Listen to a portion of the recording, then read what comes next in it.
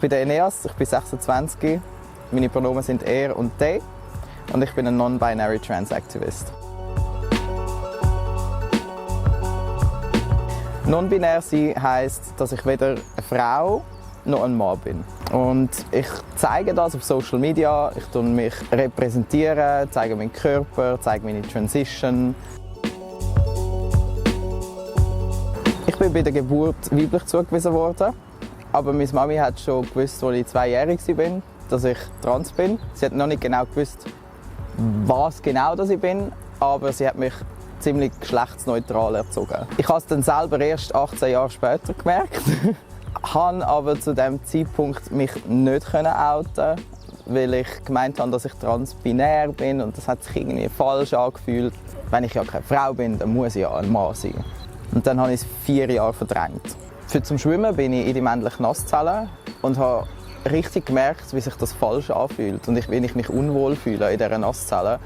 Ich wollte aber auch nicht bei den Frauen duschen. Und das war dort, wo ich so richtig gemerkt habe, irgendetwas fehlt. Mein Gender ist auch nicht fix. Ich stehe jeden Tag auf und fühle mich ein bisschen anders. Manchmal bin ich Agender, das heisst, ich habe kein Gender. Und teilweise fühle ich mich ein bisschen femininer und dann wieder viel maskuliner wie am Tag vorher.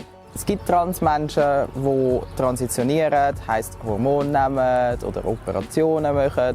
Und es gibt Transmenschen, die vielleicht nur das Pronomen oder den Namen ändern. Und es gibt Transmenschen, die ändern gar nichts. Und sie sind genauso valid wie alle anderen auch.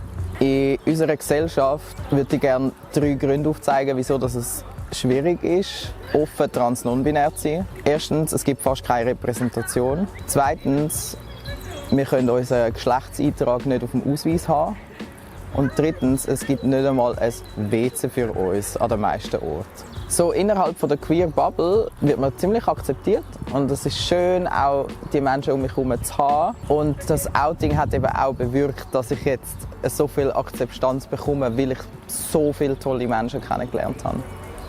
Trans sein heisst für mich, ich selber können sein und zu mir können stehen und mein Leben leben. Ich wünsche mir, dass alle Eltern, die Transkinder haben, ihre Kinder so nehmen, wie sie sind und bedingungslos lieben.